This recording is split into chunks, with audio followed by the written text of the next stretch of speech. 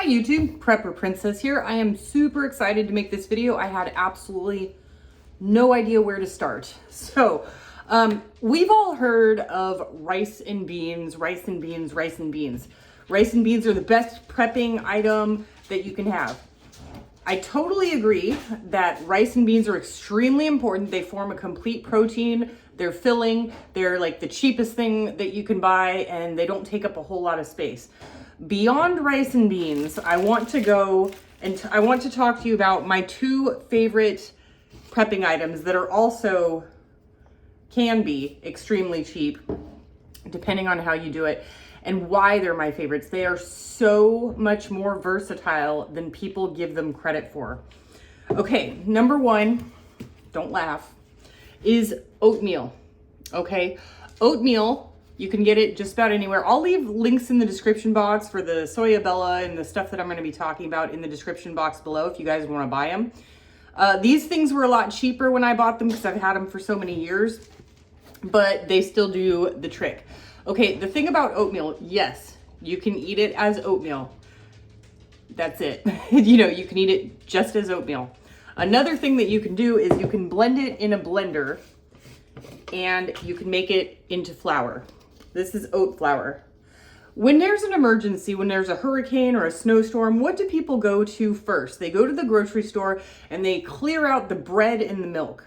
To me, milk is extremely important because I need it for my coffee. I'm a coffee addict. I have an addiction. It's okay. I'll own it. But very, very important. And I want to go over some other things a little bit later about this. So oatmeal can be made into flour, and flour can, of course, as you know, bake bread, make pancakes, be added to soups and stews to thicken it up, that type of thing. The second step you can, or the third, I guess, step you can make with oatmeal is having a nut milk bag, and then you put this in the nut milk bag and you put water through it, and it makes oat milk. So think about it. You've got oatmeal and you can eat it as is, oatmeal with water, with bananas and walnuts, whatever you want. Eat it as oatmeal. Great, delicious. It's very filling. It's slow carb, so it gives you more energy for longer than in like a cereal or something like that. Great. What is this? 30 servings per container, always 150 calories per serving, and the serving is a half cup. So, oh, it's a half cup? I've been eating a fourth cup thinking that was a serving. No wonder it's lasted more than a month. Anyway, so you can eat it as is, okay? Flour. And think, if we are in some sort of collapse where the farming industry is gone, something like that happens, and the transportation and all that stuff, and there's no flour available, in a pinch, oat flour, and it's pretty good. Milk. So you've got milk, you've got flour, you've got food. So food, flour, and milk. Got it? Great. Now, the next one is very similar, and it is my absolute favorite prep. Hear me out. Okay. Favorite food prep, I should say. Okay. This is the second one. And, oh, hold on one second here. Here we go. Okay. Come on. Here we go. Okay. I don't want to spill it all over. I don't want to spill the beans all over the place. The second one is soybeans. Now they're called soybeans, but they're actually a legume. Now here's, by the way, I got this for $25 on Amazon. Link in description if you want it. Okay.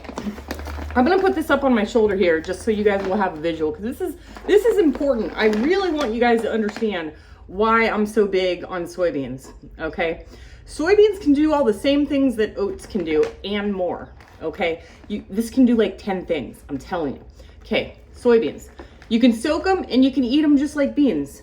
They're filling, they're high in calories, very low glycemic index. If you have lactose intolerant, you can eat them, okay? The second option is you can make it into soy milk, obviously. Soy milk. I use a Soyabella because doing it by hand would be a big pain in the butt, okay? Soy milk. Same thing with the flour. So it can't just go in a blender. You can roast it and then dehydrate it and then put it in a blender and it makes soy powder. Now think about this. What are those protein powders made out of? It's usually soy. So you can make a soy protein powder, which is high in calories, high in protein. It'll keep you going, okay? After you have made your soy milk, you can then add an additional process, and you can add a coagulant and bring it to temperature, and then it makes tofu. Okay, so now you've got the beans as they are. You can eat the beans. You've got the soy milk. You've got tofu. Another thing, so I don't have any example to show you because when I made the soy milk, I dropped it and the dogs got it. But here's the deal. When you make soy milk in a soyabella, there's this little chamber. This is where you put your soybeans, okay?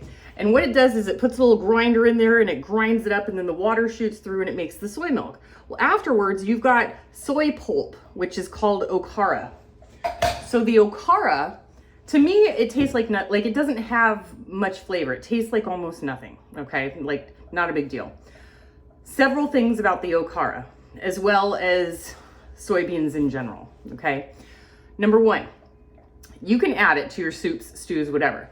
You can add onions, celery, carrots, whatever you want. You can make it into a patty and you can eat it like you would a pancake, kind of like a pancake.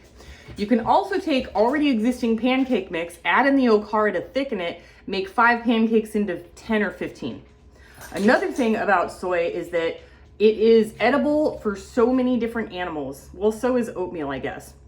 But, okay, my dogs, for example, the okara, a lot of people just throw it away as waste. As you all know, I'm a zero waste household.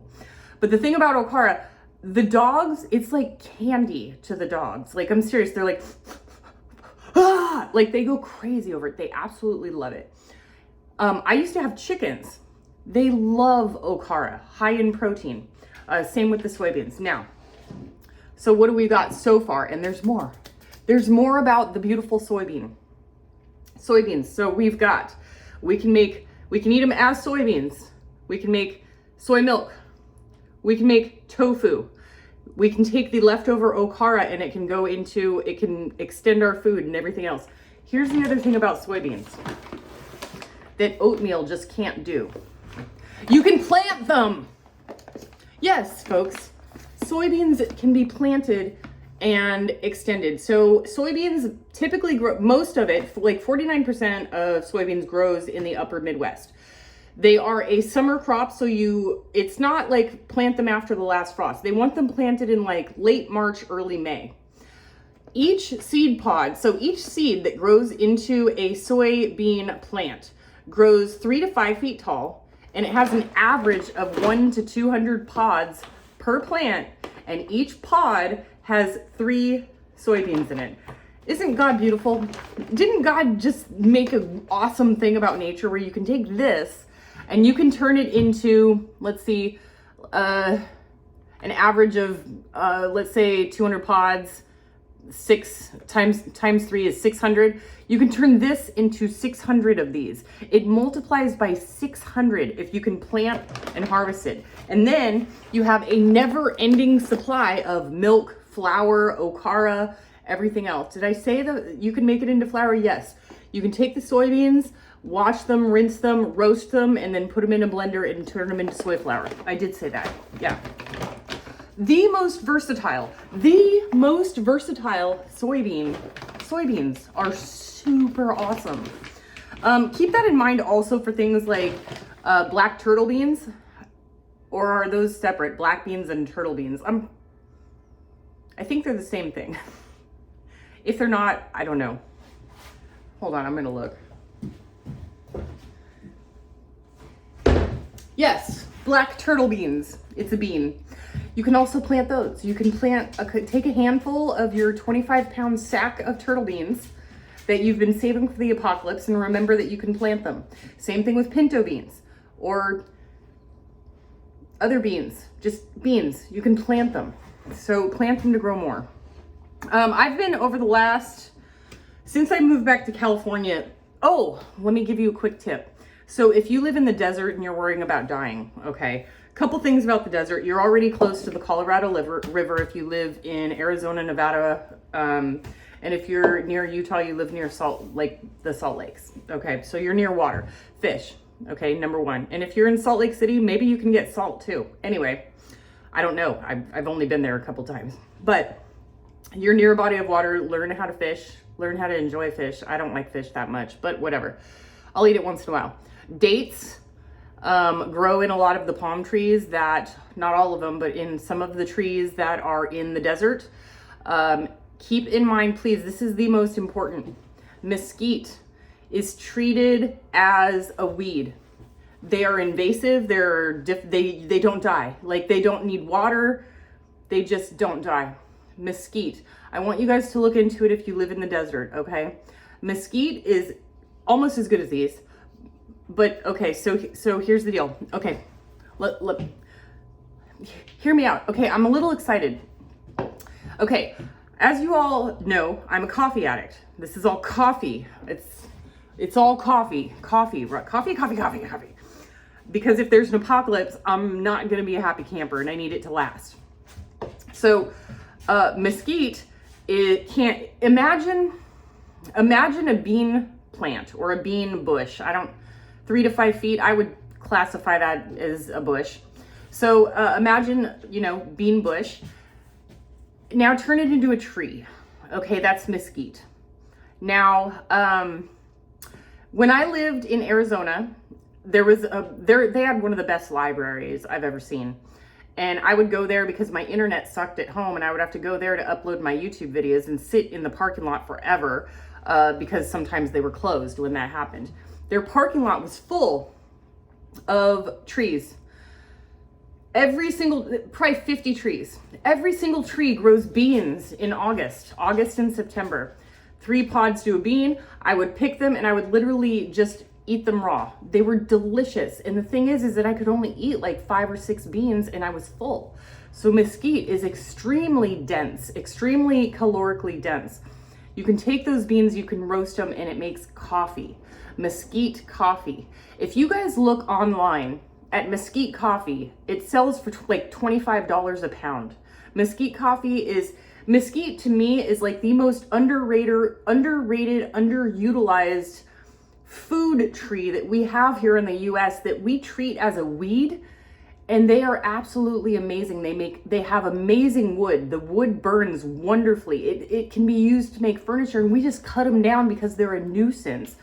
I don't understand it, but if you look into the whole history of Monsanto and how they've overtaken the entire food industry and all this other stuff, and it's all for profit, we all know that. We have so many things in the United States that are so underutilized. Now, a long time ago, at the beginning of this YouTube journey of mine, there was this stuff called cricket chips. You can't get them anymore. I don't know if it's because they're so popular or what. Now, I'm talking about grinding down things for flour, right? Flour is going to be so important in a collapse. A societal collapse is different than a Great Depression. So in a Great Depression, you're going to need flour. You're going to need to be baking products, baking goods, trying to sell it for money if the transit system is no longer working and you can't get gas. You're gonna have to learn how to make flour. Now I've learned how to make flour. I did it once. Maybe I'll make a video in the future. That was just a test run. And the fruits are okay. This is what happens when I get excited.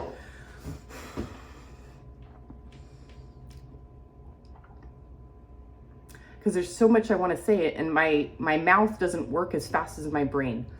Nuts, acorns, walnuts, almonds.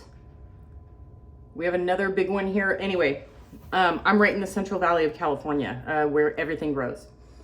So, and I've been foraging for walnuts and these things, almonds. Almonds. Gosh. Wow. I'm like, okay. Now, one thing that I did for the first time last season, October, November, is I made acorn flour. Acorns, I can understand why they don't like sell them at the grocery store because they take a lot more processing than any other nut. But the thing about acorns is they have talon in them, and talon is it's toxic to humans. It's toxic to everybody.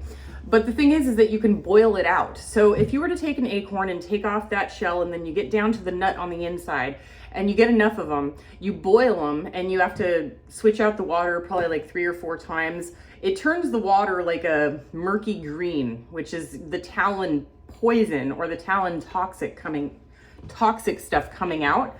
And you have to switch out the water like 3 or 4 times and boil it, and then you can eat the acorn. And the acorn tastes good. Acorn, yes, acorn. Tastes like any other nut, right? But the thing about nuts, and this is not just, okay, I'm getting ahead of myself again. Okay, so acorns, after you've gone through the boiling process to get rid of the talon, you can then roast them or put them in a dehydrator, and then you can turn them into flour too. Acorn flour. So if you take a nut, almond, walnut, acorn, whatever nut you can think of, and put the word flour after it in Google, they make a flour out of like every nut on earth. Okay, so something to think about. We need to start looking at things that we wouldn't necessarily look at as food, but it is food. It just requires a certain amount of processing, and I'm going through this, and I'm gonna continue going through it because I get really excited about this stuff. I know that it's ridiculous, but I really do. Like, I talk about frugality. I sometimes talk about prepping, but when it comes to a Great Depression, I'm not talking SHTF, Great Depression or economic collapse. And I don't believe economic collapse is an SHTF because Argentina, Venezuela, Lebanon all went through it. And yeah, there's crime and it's bad, but it's not like complete where people are like deserting their homes and stuff like that. So that's not what I think. I just think economic collapse, Great Depression, we don't have any money for food, and all of the stores have been looted bare, so you're on your own. You're on your own for food. So this is what I do. And then I would have to take my e-bikes and go on a trip to the desert hopefully just once every couple of years, and just spend 2 months in there just bleeding all of the mesquite trees dry to make my coffee because I've got milk at home. Anyway.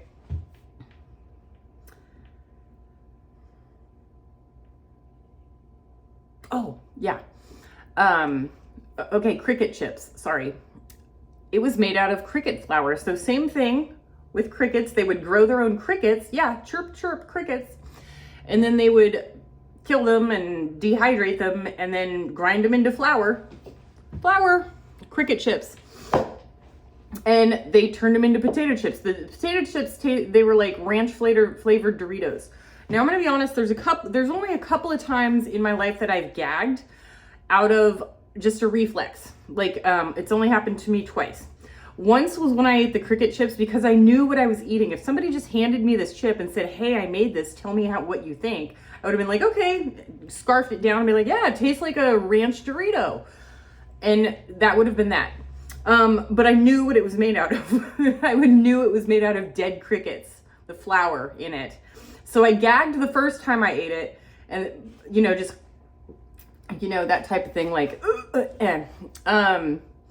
but I was able to get past that because it tasted so good. And I actually brought a bag to work, and I told them beforehand, I'm not a horrible person where I'm like, try this and then tell them what it is. I don't do that. I was like, it was about a 50-50. Like 50% of people gave it a shot and 50% of people didn't. But here's the thing about the cricket chips that I find really interesting. When you eat a bag of regular potato chips, like Doritos, Cool Ranch, or nacho cheese or whatever, you eat a bag and you're not really satisfied. Well, the thing with the cricket chips is it's like 90% protein. And I would eat like just a few chips and you feel full. It's because of that protein that they put into it. Now, personally, I would like to see potato chips made out of soy flour, and it's a lot of processes that people don't want to go through. Hey! And I totally understand that, but think about it. Economic collapse, Great Depression, you can make your own soy potato chips. The other time I gagged was eating crawdads.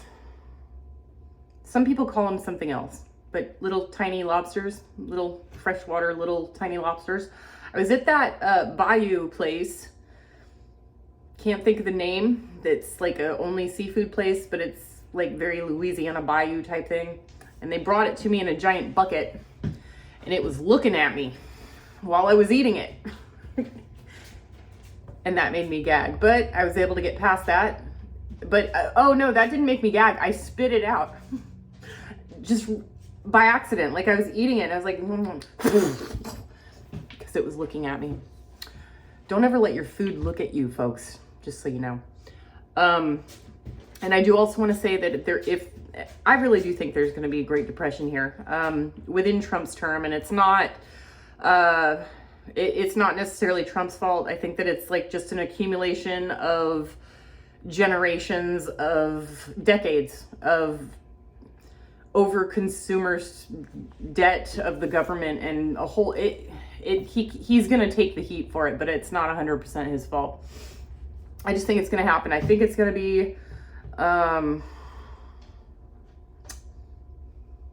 this year probably. All right, folks, so I just wanted to give you guys a couple ideas. Again, I'll try and remember to leave the links. Just remember that oatmeal is not just oatmeal. It's also oat flour. Soybeans are not just beans. They're also milk and flour.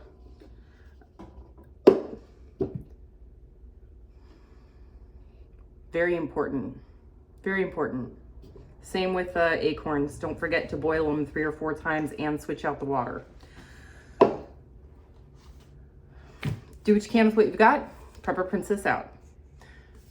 I really do hope that you guys pay attention in this video, and I really, really do sincerely hope that you remember it and that it helps you at some point in your life.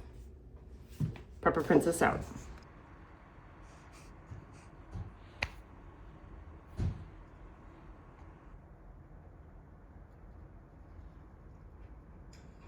Rocky's guarding against the landscapers